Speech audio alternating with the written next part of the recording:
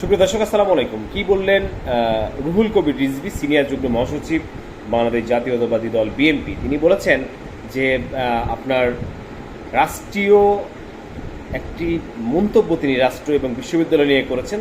একেবারে গরম কথা তিনি বলেছেন। দেখেন, বলছে রাষ্ট্র ও বিশ্ববিদ্যালয় মিলে আওয়ামী লীগের পর জাতীয়বাদী শক্তিকে সরাতে নীল নকশা করেছেন। কথাটা বুঝতে পারছেন? এবং বিএনপিকে সরাতে নাকি নীল নকশা করা হয়েছে। সেক্ষেত্রে তিনি তার বক্তৃতায় দাবি করেছেন যে কীভাবে বাংলাদেশের সকল পাবলিক বিশ্ববিদ্যালয়ের প্রভিচি বা ভিসি নিয়োগ করেন জামাত ইসলাম বা জামাত ইসলামের ভিসির দাবি করেছেন রুহুল কবির রিজভী সাহেব।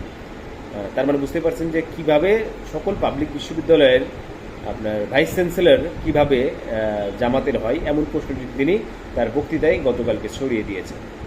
যাই হোক, এই নিয়ে বিস্তারিত অন্য কোনো ভিডিওতে আবার কথা হবে। সে পর্যন্ত ভালো থাকবেন, আমাদের সাথে থাকবেন। আসসালামু আলাইকুম।